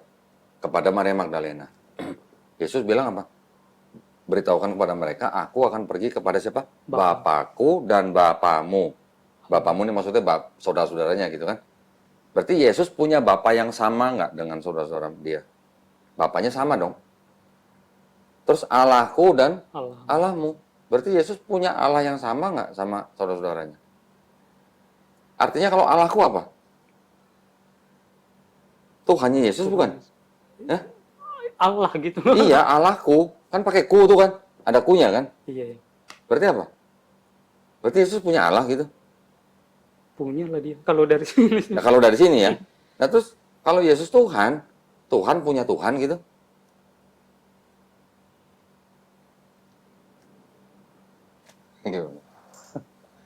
Oke, mungkin istilah Allah itu kurang tepat sebenarnya. Banyak yang protes. Yang tepat itu sebenarnya Tuhanku dan Tuhanmu. Itu yang tepat ya. Saya punya mobil. Kalau saya nyebut itu mobilku gitu, berarti itu mobil itu punya siapa? Punya saya kan? Nah, kalau Yesus bilang Tuhanku, berarti Yesus punya Tuhan dong. Iya. Menyatakan punyaan gitu. Nah, Bapakku dan Bapamu, Tuhanku dan Tuhanmu. Berarti Tuhan Yesus dan Tuhan saudara Yesus sama. Bukan begitu? Iya masih. Kira-kira Tuhan punya Tuhan nggak? Kalau Tuhan nggak punya Tuhan. Nah, kalau Tuhan nggak punya Tuhan, berarti udah jelas kan? Berarti udah jelas bahwa Yesus bukan Tuhan. Kan gitu? Pastinya. Iya masih. Yakin? Iya masih. Kalau ada yang belum yakin, coba kita diskusi lagi. Apa yang belum yakin kira-kira? Sebenarnya udah sih Mas, udah Udah yakin? yakin sih Mas. Nah udah berarti Mas Apri kan sudah yakin bahwa Allah itu adalah Esa. Ya kan? Sudah yakin. Sudah yakin bahwa Yesus itu bukan Tuhan, dia hanya seorang nabi gitu. Karena dia disebut utusan gitu. Sudah yakin. Nah, sekarang Mas Apri yakin nggak bahwa Nabi Muhammad SAW itu adalah seorang nabi? Utusan Allah gitu. Belum. Apa Mas? Nabi Muhammad. Belum mengenal. Kalau ke situ belum kenal. Belum kenal. Belum tahu Oke. apa-apa itu. Oke, nah nanti gini, saya mungkin ceritakan hanya sedikit aja ya. Nanti Mas Apri bisa belajar lebih jauh lagi tentang kehidupan sang Nabi kita, Nabi Muhammad SAW. Nabi Muhammad SAW itu kalau dirunut-runut, ya, dirunut-runut itu sebenarnya adalah keturunan daripada Nabi Ismail alaihissalam. Nabi Ismail itu kan anak pertama daripada Nabi Abraham alaihissalam kan. Nabi Abraham kan punya anak Nabi Ismail dan Nabi Ishak, ya kan? Nabi Ismail ini kan dia diusir sama Abraham nih, katanya nih, dengan ibunya kan bernama Hagar kan, atau Hajar dalam Islam. Setelah itu kan mereka mengembara dan akhirnya tinggal di Beersheba sampai kemudian setelah besar baru tinggal di Paran, gitu. Pegunungan Paran gitu. Kalau kita cek di sejarah, di geografi dan segala macam, yang sudah berubah gitu, ya penyebutannya, pegunungan Paran itu sebenarnya di Arab mas. Gitu. Nah bertemu dengan orang-orang asli suku Arab, berasimilasi, akhirnya keturunannya sampai kepada Nabi Muhammad SAW. Nabi Muhammad SAW ini disebutkan bahwa dia adalah seorang yang ummi. Ummi artinya tidak bisa baca tulis mas. Ya, karena memang di negara Arab itu tidak terbiasa dengan tradisi baca tulis. Mereka terbiasanya dengan bahasa syair gitu. Ya, orang-orang Arab itu memang sudah terbiasa dengan syair. Jadi mereka mikirin apa, bikin syair. Mikir apa, bikin syair. Lihat danau, bikin syair gitu. Lihat gunung, bikin syair. Memang begitu tradisinya gitu. Jadi bukan tradisi baca tulis gitu kalau untuk bangsa Arab. Nah di bangsa Arab itu sendiri, itu selama beratus-ratus tahun, bahkan sebelumnya itu, mereka juga sudah mengenal yang namanya pagan, mas. Yang tadi saya bilang, tiga Tuhan tapi satu Tuhan tapi tiga. Dari daerah yang tadi saya sebutin, bangsa Arab juga mengenal. Dari mana? Dari Persia. Karena mereka kan orang-orang pedagang. Mereka mengambil barang dari negara lain, dijual di Arab gitu ya. Bawa souvenir gitu, ada yang bawa souvenir gitu ke Mekah. Namanya Amr bin Luhai lah, saya sebutin aja namanya. Dia berdagang ke Syam, dia pulang bawa souvenir. Souvenir apa? Patung gitu. Dia melihat orang sana menyembah patung itu gitu. Artinya sebenarnya orang Arab sendiri sebenarnya tahu gitu bahwa pencipta itu namanya Allah gitu. Cuman karena ada patung-patung yang disembah yang dianggap sebagai perantara kepada Tuhan Sang Pencipta, jadi mereka terbiasa dengan menyembah perantaranya, minta tolongnya lewat perantara itu gitu. Bawa satu patung, yang lain nyusul, nambah-nambah. Jadi Mekah itu, Ka'bah yang di Mekah itu, akhirnya dikelilingi dengan patung-patung berhala yang berasal dari daerah-daerah yang tadi saya sebutin itu. Jadi orang Arab sudah terbiasa dengan menyembah pagan. Setelah Nabi Muhammad lahir, kemudian setelah dia berumur 40 tahun, barulah dia mendapatkan wahyu. Nah, wahyu ini diturunkan melalui malaikat Jibril alaihissalam. Ya, malaikat Jibril ini adalah malaikat penyampai wahyu. Di dalam tradisi Yahudi juga mereka mengenal malaikat Gabriel. Di Kristen juga mengenal malaikat Gabriel. Sama, sosoknya sama. Gitu. Setelah menerima wahyu, barulah Nabi Muhammad berdakwah kepada bangsanya sendiri yang di Arab itu. Karena mereka selalu menyekutukan pencipta gitu. Nah, Nabi Muhammad akhirnya mendapatkan pengikut, pertama dari saudara-saudara orang dekat, akhirnya kelompok ini makin besar, dipersekusi sama penguasa-penguasa Arab. Penguasa Arab ini sebenarnya juga saudara-saudaranya sendiri gitu. Paman-pamannya sendiri gitu sebenarnya. Akhirnya karena dipersekusi, mereka mengungsi. Awalnya ada yang mengungsi ke Habasyah, ke Ethiopia. Terus akhirnya karena terus dipersekusi, akhirnya Nabi hijrah ke Madinah. Dari Mekah ke Madinah. Gitu ya. Sebagian sudah hijrah duluan. Nah, setelah Nabi hijrah ke Madinah ini, inilah baru Nabi Muhammad SAW itu mempunyai pengikut yang cukup besar. Ya. Jadi mungkin bisa dikatakan dalam satu Madinah itu, selain Yahudi dan Kristen, semuanya sudah Islam gitulah. Jadi sudah punya kekuatan, akhirnya berperang sama saudara-saudaranya sendiri dari Mekah gitu mas. Nanti ada perang Uhud, ada perang macam-macam, ada berapa kali perang, sampai akhirnya Mekah ini ditaklukkan atau ditundukkan oleh Nabi Muhammad dan pengikut-pengikutnya dari Mekah. Itu ya peristiwa yang disebut dengan Fatu Mekah, yang sebelumnya ditandai dengan perjanjian ini itulah ada ya. Setelah ditaklukkan ya, orang yang ada di Mekah pada waktu ditaklukkan oleh Nabi Muhammad, mereka silahkan kalau mau masuk Islam dilindungin, tapi kalau nggak mau masuk Islam, karena Mekah itu adalah tanah yang suci, tanah haram, maksudnya tanah suci, mereka harus keluar dari Mekah gitu. Tapi bukan berarti dibunuh-bunuhin, enggak. Yang mau masuk Islam silahkan, yang enggak silahkan gitu. Di dalam Islam itu tidak ada paksaan gitu mas. Orang-orang Yahudi dan orang-orang Nasrani yang tinggal di Arab Saudi, yang tidak mau masuk Islam, tidak dibunuh, mereka hanya perlu membayar jizyah namanya. Itu kalau menerapkan hukum Islam. Kalau di Indonesia enggak, ya kan? Jadi di dalam Islam, Islam itu tadi kan saya sudah sebutkan ininya ya, apa namanya definisinya gitu lah ya. Kalau apa namanya pada waktu Fatu Mekah, sorry saya mundur dikit.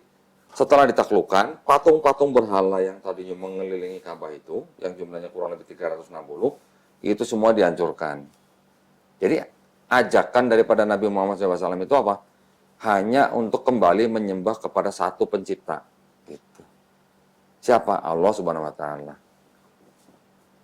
Nama Allah Subhanahu Wa Taala sendiri itu dulunya sebenarnya sudah dikenal oleh orang-orang Arab, tetapi mereka menyalahgunakan nama itu sebagai dewa gitu.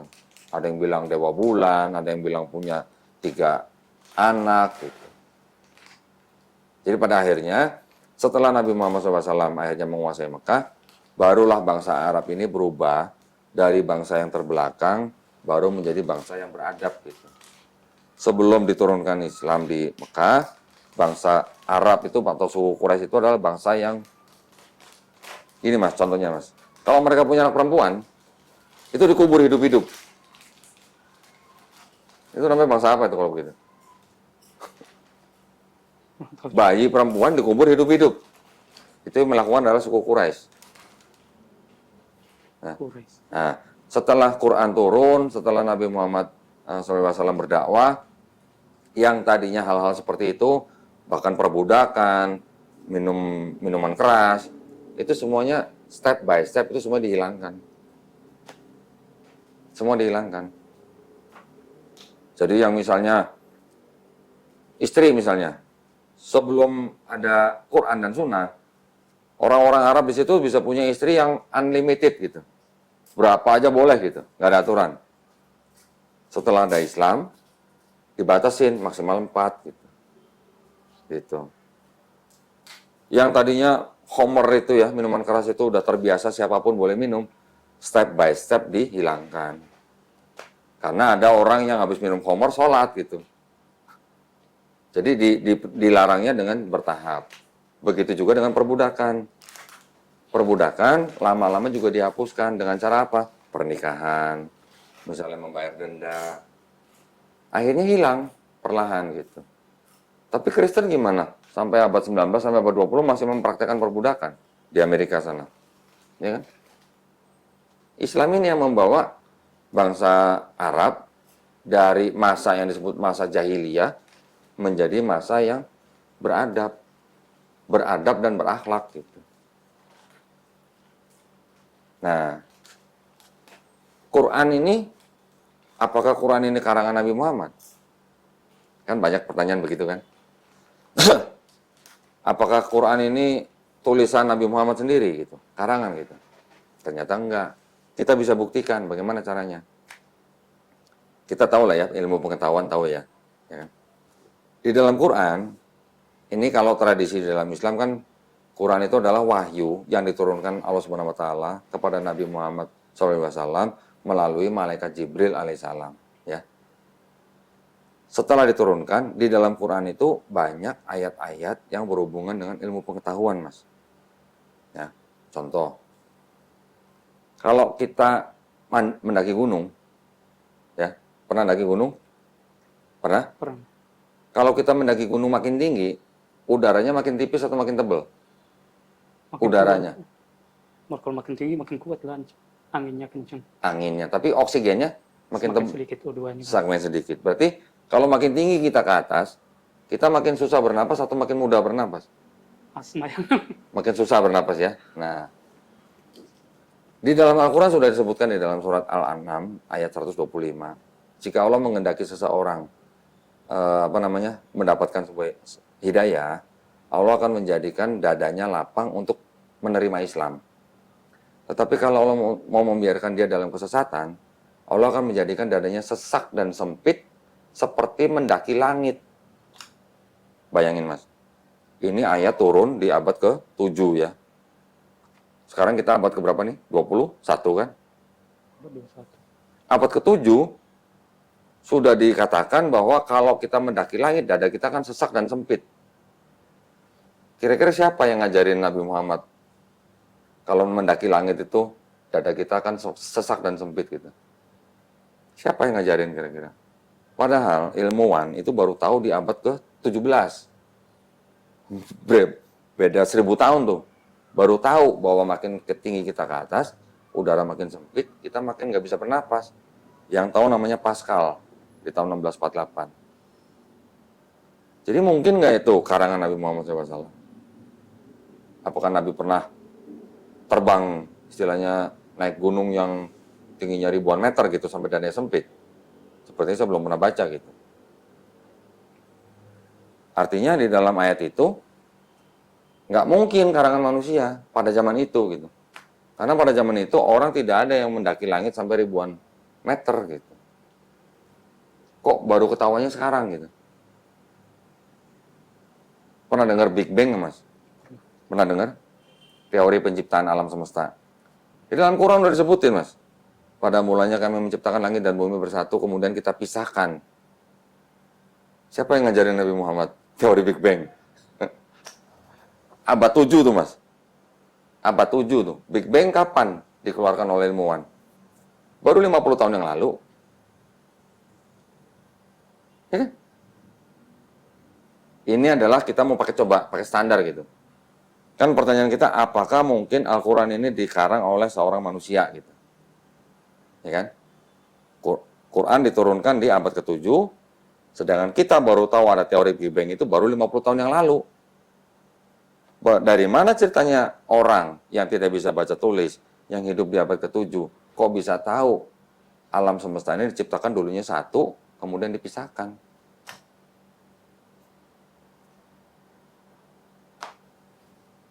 Nggak mungkin itu kan karangan manusia zaman itu. Sedangkan kita tahunya aja baru 50 tahun yang lalu gitu. Mas Apri tahu gunung kan? Gunung itu kan yang kita bisa ngeliat gunung kan ada yang naik begini kan. Ternyata gunung itu di Quran disebut apa? Pasak. Pernah dengar pasak? Tahu pasak kan? Kalau kita camping nih, kita kemah nih, kita bangun tenda, kan ada tali yang kita tancepin ke tanah pakai pasak kan, pakai paku besar gitu. Itu namanya pasak. Jadi kalau kita lihat pasak kan ada yang keluar dari tanah, tapi yang masuk ke dalam tanah kan jauh lebih panjang gitu kan. Gunung itu ternyata di dalamnya ada tubuhnya gitu Mas. Ada ya kayak pasak itu. Ada kepalanya, ada tubuhnya yang menancap ke tanah. Kapan kita tahu itu ada seperti itu, ada seperti pasak. Baru kira-kira 50 tahun yang lalu juga, namanya geologis, namanya Frank Press. Dia mengatakan bahwa Gunung Everest itu ya, yang tingginya 8,8 kilo, pasaknya yang ke bawah ternyata 125 kilo. Bayangin, 120 kilo. Berarti kan benar seperti pasak kan yang kita tancap ke tanah. Nah itu Nabi Muhammad SAW tahu dari mana gitu loh, gunung itu seperti pasak gitu. Apa dulu sudah ada alat yang buat ngukur tanah ke dalam gitu? Nggak mungkin. Itu bukti gitu bahwa nggak mungkin Quran diciptakan oleh atau dikarang oleh manusia pada zaman itu. Gitu. Apakah pada zaman sekarang mungkin? Ya kalau memang ada ilmu ayat-ayat ilmu pengetahuan yang mungkin nanti baru ketahuannya mungkin ribuan tahun setelah ini. Tapi pada saat itu, pada abad ke-7, tidak mungkin seorang manusia yang tidak bisa baca tulis bisa mengetahui teori Big Bang, bisa mengetahui gunung itu pasak, bisa mengetahui oksigen itu tipis kalau kita mendaki langit. Gitu. Ada lagi ayat, dikatakan apa mas? Di dalam laut, itu tidak ada cahaya. Ternyata, zaman sekarang, kita baru tahu memang, kedalaman laut, kedalaman tertentu, itu sama sekali nggak ada cahaya. Apakah Nabi Muhammad SAW pernah nyelam laut sekian ratus meter atau sekian ribu meter sampai tahu di dalam laut nggak ada cahaya gitu? Nggak mungkin. Di dalam Quran juga disebutkan, ada laut yang tidak bisa bersatu gini mas. Ada tuh, di apa namanya, selat apa namanya, Gibraltar apa? Ada laut yang tidak bisa bersatu, yang satu warna biru, satu warna agak coklat gitu. Ada di Quran, mas. Taunya baru sekarang. Ada gunung yang berwarna-warni. Ada tuh di Cina ternyata. Quran tuh. Apakah Nabi Muhammad SAW pernah ke Cina? Ngeliat gunung berwarna-warni? Nggak pernah lah saya. Nggak pernah baca saya. Jadi, kalau kita mengaku sebagai orang yang hidup di zaman modern, terus kita tahu ilmu pengetahuan, terus ternyata ada di dalam Quran, terus kalau kita tidak mengakui Quran itu sebagai firman yang dari pencipta, naif gitu loh kita. Ada seorang profesor, dia guru besar dalam hal embriologi. Namanya Profesor Keith Moore, anak pendeta dari gereja Presbyter. Dia menulis buku tentang embriologi. Dia bisa menulis buku itu karena dia pakai mikroskop, mas. Kalau nggak ada mikroskop, dia tidak mungkin bisa menulis buku itu. Nah, bukunya ini dipakai di seluruh perguruan tinggi bidang embriologi. Gitu. Dia menulis teori di bukunya bahwa embrio itu berumur sekian, prosesnya begini, gitu lah. Akhirnya pada suatu ketika dia diberitahu dan dia diundang oleh pemerintah Arab Saudi untuk menjelaskan bukunya dia. Ternyata di Arab Saudi dia baru mengetahui bahwa di dalam Quran sudah disebutkan. Kami ciptakan manusia dari tanah. Kemudian kami bentuk menjadi daging. Terus kemudian berubah menjadi tulang. Kami bungkus lagi dengan daging. Setelah begitu dia berbentuk seperti alaqah, bentuk yang seperti lintah gitu. Ternyata bentuk lintah yang dimaksud oleh Quran sama dengan bentuk embrio yang ada di dalam bukunya Profesor Keith Moore. Sampai akhirnya Profesor Keith Moore bikin konferensi pers di Arab Saudi, dia mengatakan bahwa tidak mungkin Al-Quran ini karangan Nabi Muhammad. Ini pasti berasal dari sang pencipta. Karena Nabi Muhammad belum punya mikroskop. Masuk ya? Bisa dipahamin ya? Coba. Nanti ayat-ayatnya kalau mau bisa saya kasih semua. Jadi tidak mungkin Nabi Muhammad yang mengarang gitu loh. Karena dia nggak pakai mikroskop, dia tidak bisa baca tulis, dia tidak pernah kemana-mana, nggak pernah mendaki langit, nggak pernah nyelam ke laut, nggak pernah ke seluruh dunia gitu. Kok bisa ditulis gitu loh, dalam buku itu, dalam Quran gitu loh. Nah, dan Nabi Muhammad SAW itu juga mengajari pengikutnya untuk beribadah semuanya atas tuntunan dari malaikat Jibril alaihissalam. Itu yang disebut dengan sunnahnya ya. Nah, kita yang mengikuti, kalau kita tilik-tilik lagi ke belakang, mirip gitu dengan ibadah-ibadah nabi-nabi sebelumnya yang dari Bani Israel gitu. Jadi sebenarnya kan ini bukan agama baru gitu. Tapi ini agama penerus daripada nabi-nabi sebelumnya. Kalau sekarang sebutannya Islam, itu hanya sebagai istilahnya apa ya? Sebagai identitas gitulah, atau sebagai institusi gitulah. Identitas agama gitu. Tapi sebenarnya prakteknya, pesannya, itu semuanya sama dengan nabi-nabi sebelumnya. Gitu. Ada yang mau ditanya? Udah pas, Mas. Udah pas. Kayaknya tadi cuma dengerin doang tapi belum tanya. Kirain ada yang mau ditanya. Udah, Mas, udah. Udah pas. Cukup? Jadi untuk membuktikan apakah Nabi Muhammad itu nabi palsu atau bukan, ya kan sering nih polemikus bilang Nabi Muhammad SAW itu adalah nabi palsu gitu. Kita kasih argumen begini. Nabi Muhammad SAW dari mulai dia kecil sampai remaja, sampai dewasa, sampai menikah bahkan ya, sampai menikah, itu temen semua orang yang mengenal dia menyebut dia dengan julukan apa, Mas? Al-Amin. Artinya apa? Yang terpercaya gitu. Artinya orang ini nggak pernah bohong gitu. Ya. Orang ini nggak pernah bohong gitu. Jadi dia mendapat julukan Al-Amin. Terus pada saat dia menerima wahyu, dia mengatakan kepada warga di Mekah, orang kan bingung bagaimana ceritanya ini orang nggak pernah bohong, sekarang mengajarkan sesuatu yang mereka belum pernah dengar gitu.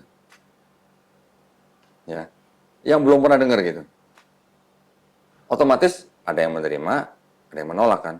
Tapi yang menolak ini kan juga pasti ragu-ragu gitu loh. Ini orang nggak pernah bohong gitu loh.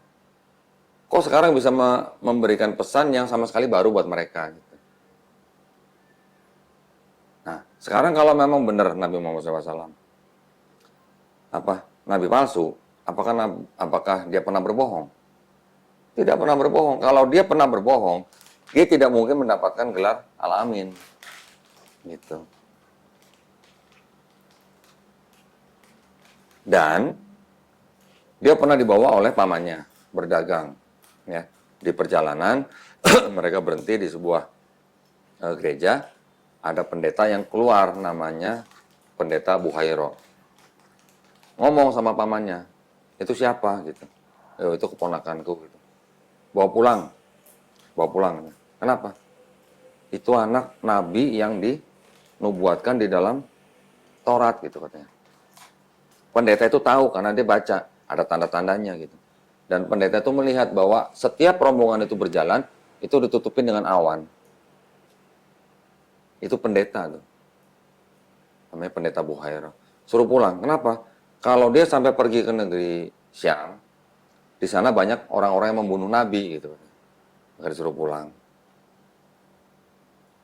Jadi dari kecil memang Nabi Muhammad SAW itu sudah sudah menjadi orang kesayangan gitu. Dari pamannya juga kesayangan, dari teman-temannya, dari saudaranya semua sampai dia mendapatkan gelar Al-Amin. Itu. Banyak tuduhan-tuduhan dari orang-orang yang membenci Islam dengan sebutan nabi palsu dan segala macam, itu semuanya mudah dijawab. Gitu, Mas.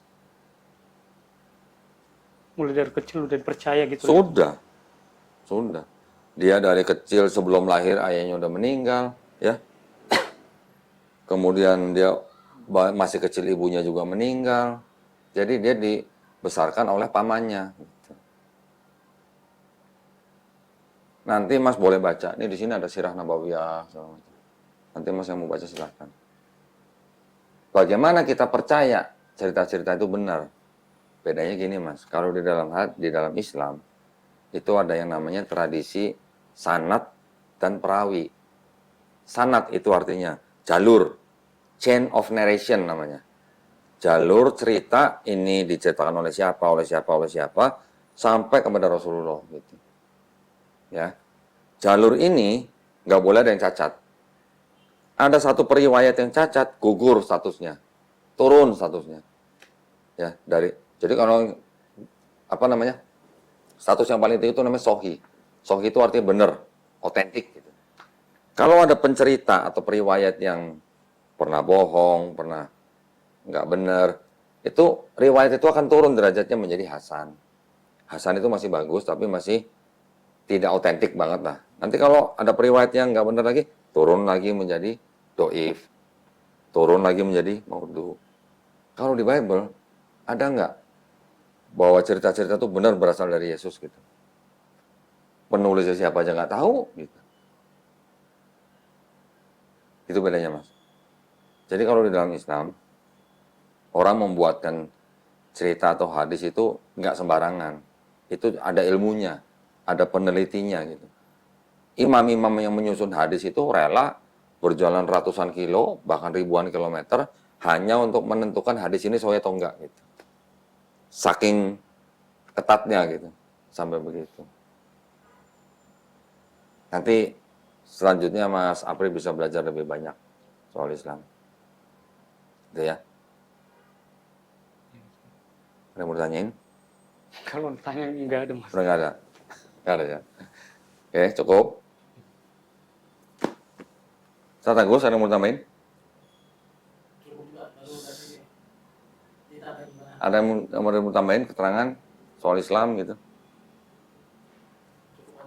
Cukup? Dari sisi Kristen atau Bible-nya sudah cukup ya? Dari sisi Islamnya juga sudah cukup? Kalau belum, kasih tahu. Nanti apa yang mau ditanyain, jangan sungkan-sungkan, Mas. Di lain hari aja, Mas. Lain hari ya, nanti belajar Karena kan pelan-pelan kalau ya. diserap satu hari, nggak Iya, mungkin juga gitu loh. terlalu banyak. Iya, nanti bisa belajar step by step. Jadi, sekarang menurut Mas Apri, Tuhan itu Esa. Yesus bukan Tuhan, Yesus hanya seorang nabi. Muhammad adalah seorang nabi dan utusan Allah. Ini tiga-tiganya udah percaya. Sudah. Alhamdulillah. Jadi, siap bersahadat. Siap. Mas Apri kira-kira ada punya pemikiran apa nggak? Misalnya kalau nanti saya memeluk Islam, keluarga saya begini-begini gitu, ada? Nggak ada, Mas. Orang tua, kira-kira gimana? Ya ini aku dulu yang belajar gitu loh, bukan pikiranku belum ada sampai ke sana gitu loh. Oh, Belum ada sampai ke orang tua atau apa, enggak. oke. Yang penting saya belajar dulu gitu. Oke. Tapi kalau misalnya nanti orang tua tahu, kira-kira mereka marah atau nggak? Ya kalau marah jelas marah dong. Marah jelas. Kalau itu nggak bisa dipungkiri marah Nggak pasti. bisa dipungkiri. Kira-kira diusir nggak? Ya kalau diusir. Kalau diusir kasih tahu saya tampung. Udah gitu aja. Oke? Tetapi yang jelas, nanti Mas Apri kalau sudah menjadi seorang Muslim, kalau sebelum hari ini Mas Apri sayang sama orang tua, setelah menjadi Muslim harus lebih sayang. Nah, itu syaratnya. Kalau tadi ya hormat sama orang tua, setelah jadi Muslim harus lebih hormat. Siap? Siap, Mas. Alhamdulillah. Oke, kalau gitu kita bisa segera melakukan prosesi syahadat.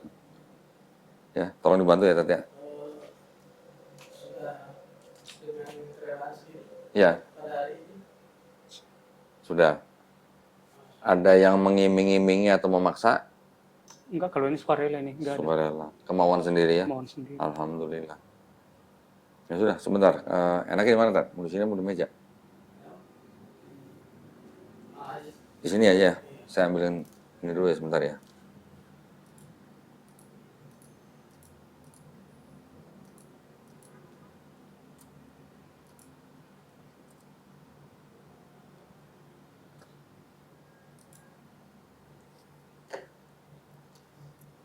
Pertanyaan berapa tadi?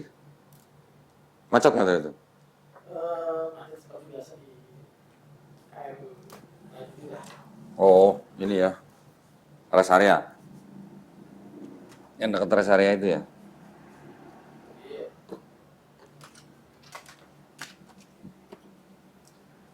Kalau gitu nih saya pindahin aja ini ya, kameranya.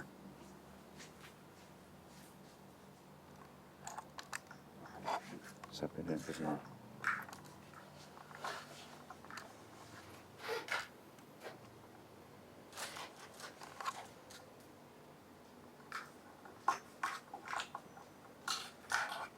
Nah, ini ya. Kursi tadi. Oh, itu. Kursi yang kuning.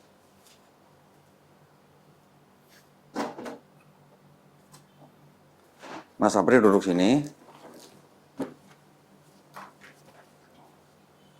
Sebentar ya.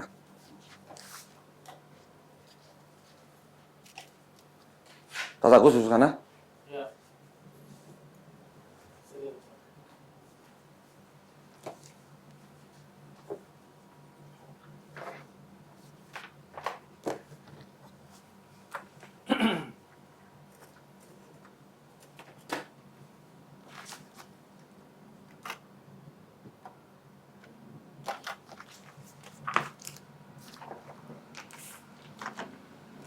Baik, kita Bismillah ya, kita akan melakukan prosesi pensyahadatan saudara Apri ya. Oh ya, boleh pinjam KTP-nya. Nanti untuk dibuatin sertifikat. Oke, langsung kan sertifikatnya. Udah pada pulang, nanti gampang nanti dikirim bisa.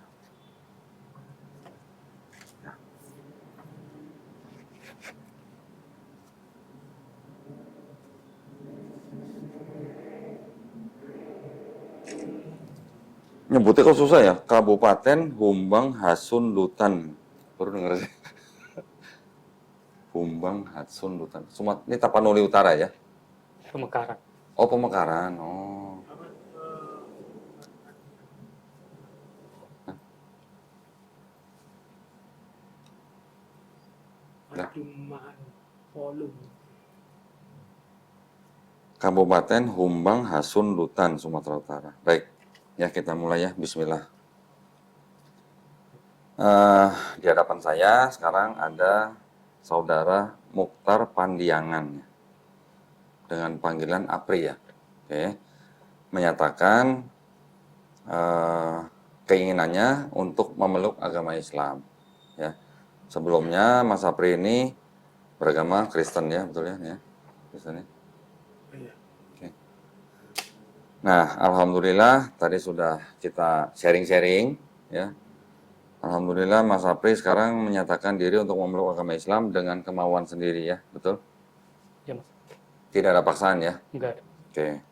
Tadi saya berpesan kalau nanti Mas Apri sudah bersyahadat, kalau sebelumnya sayang dan hormat sama orang tua, harus lebih sayang dan hormat ya nanti ya kalau udah jadi muslim ya. Baik kalau gitu. Nah, Mas Apri kutip kata-kata saya dalam bahasa Arab, juga nanti dalam terjemahannya ya. Kita berjabat tangan. Asyhadu Asyhadu alla Allah ilaha ilaha illallah illallah wa asyhadu wa asyhadu anna anna Muhammadan Muhammadan Rasulullah. Rasulullah. Aku bersaksi Aku bersaksi tiada Tuhan tiada Tuhan selain Allah, selain Allah, dan aku bersaksi dan aku bersaksi Nabi Muhammad Nabi Muhammad adalah utusan Allah. adalah utusan Allah. Alhamdulillah. Amin. Alhamdulillah. Selamat ya Mas ya. Nanti mudah-mudahan kita bisa bantu apa saja misalnya dalam hal akidah atau apa jangan sungkan-sungkan. Alhamdulillah. Nah ini ada buku penuntun sholat ya. Di dalamnya ada sejumlah uang. Ini adalah zakat yang memang khusus untuk mu'alaf. Mu'alaf adalah salah satu dari 8 asnaf yang berhak menerima zakat. Mohon diterima dengan baik. Nanti Mas Apri setelah pulang dari sini mandi junub ya, mandi hadas besar gitu ya. Iya. Setelah itu baru mempelajari ini, bertahap aja step by step. Ya, nggak perlu terburu-buru. Sebisa mungkin melaksanakan sholat awal-awal menjadi makmum dulu ya. Dengan temannya atau di masjid, usahakan di masjid gitu. Oke. Dan perlu saya berikan pemahaman bahwa di dalam Islam itu setiap bayi, Mas, ya, yang lahir itu sebenarnya fitrahnya Muslim. Kan tadi saya sudah jelaskan, Muslim artinya orang yang berislam atau berserah diri kepada Sang Pencipta, ya.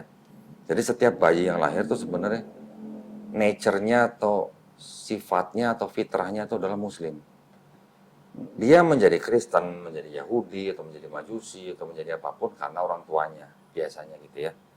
Namun pada saat dia sudah mendengar tentang Islam, mengenal Islam, dan akhirnya menerima Islam, ya, atau memeluk Islam, sebenarnya dia tuh bukan pindah agama, tapi itu dia kembali kepada fitrahnya, Mas.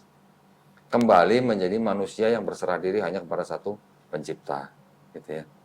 Dan alhamdulillahnya di dalam Islam kita juga memahami bahwa setiap orang yang masuk Islam atau memeluk Islam, insya Allah dosanya dihapuskan, Mas. Ya, dosa-dosa yang dulu Mas April lakukan semenjak akil balik sampai hari ini insya Allah dihapuskan. Tapi dengan catatan nanti Mas April harus menjalankan Islamnya dengan baik. Ya, dan alhamdulillahnya lagi segala kebaikan yang Mas April dulu pernah lakukan semenjak akil balik sampai sekarang, insya Allah tidak dihapus, tetap dicatat sebagai amal kebaikan. Ya, jadi alhamdulillah pada hari ini kita sudah mendapatkan saudara baru, ya, saudara dalam iman. Setiap Muslim adalah bersaudara, Mas. Jadi Mas Apri nanti mau di Jakarta, mau di Sumatera Utara, misalnya punya kesulitan apapun, jangan sungkan-sungkan hubungin kami, ya. Kita juga ada teman di Sumatera Utara, ya. Alhamdulillah, kalau begitu, ini KTP-nya saya kembalikan. Nanti kita buatkan sertifikat, mau dikirim lewat kurir boleh, mau diambil ke sini juga boleh, ya, begitu ya. Alhamdulillah, kalau gitu sekarang kita tutup dengan doa. Mohon bantuannya, Ustaz Agus tutup dalam doa, ya. Baik, kita berdoa. Kali ini kita mendoakan saudara baru kita, saudara Mukhtar aja dulu. Mukhtar aja. Apri, ya, Apri aja. atau Apri yang telah kembali kepada Islam. Marilah kita tundukkan hati kita dan memohon kepada Allah Subhanahu wa taala dengan beristighfar bersama-sama. Astaghfirullahaladzim, astaghfirullahaladzim, astaghfirullahaladzim. Alhamdulillahirabbil alamin. Wassalatu wassalamu ala asyrofil anbiya'i wal mursalin wa ala alihi wa sahbihi wat tabi'in. Allahumma ighfir lana wa limasyayikhina wa li jami'il muslimin wal muslimat wal mu'minin wal mu'minat al ahya'i minhum wal amwat. Allahumma antas salam wa minkas salam tabarakta ya dzal jalali wal ikram. Rabbana ighfir lana wa li ikhwanina alladziina sabaquna bil iman wa la taj'al fi qulubina ghillan lil ladzina amanu rabbana innaka raufur rahim. Rabbana afriq alaina sabran wa tafana ma'as solihin. Rabbana hab lana min azwajina wa dzurriyyatina qurrata ayun waj'alna lil muttaqina imama. Allahumma inni a'udzubika minal hammi wal hazan wa a'udzubika minal ajzi wal kasal wa a'udzubika minal jubni wal buhal wa a'udzubika min ghalabati dani wa qahri rijal. Rabbi firli wali walidayya warhamhuma kama rabbayani shaghira. Ya Allah yang Maha Pengampun, ampunilah dosa-dosa kami. Ampunilah dosa-dosa kami baik yang disengaja maupun yang tidak disengaja. Ya Allah yang Maha Pembimbing, bimbinglah setiap langkah kami dari dalam mengarungi kehidupan ini. Ya Allah, ya Tuhan kami, pada hari ini kami telah menerima kembalinya saudara kami, saudara Mukhtar atau saudara Apri yang telah kembali kepada Islam, agama fitrah. Ya Allah, jadikanlah Islam sebagai penunjuk yang selalu memberi petunjuk kepadanya. Ya Allah yang Maha Rahmat, rahmatilah cahaya, penuhilah cahaya dan juga keimanan kami ini. Ya Allah, matikanlah kami dalam keimanan yang terbaik yang kami miliki. Rabbana zalamna anfusana wa ilam taghfir lana wa tarhamna lanakunanna minal khasirin. Rabbana atina fid dunya hasanah wa fil akhirati hasanah wa qina adzabannar. Subhana rabbika rabbil izzati amma yasifun wa salamun alal mursalin walhamdulillahi rabbil alamin. Alhamdulillah. Sekali lagi selamat ya, Pak Satria. Mudah-mudahan Selamat ya. istiqomah Insyaallah. dan terus Insyaallah. khotimah.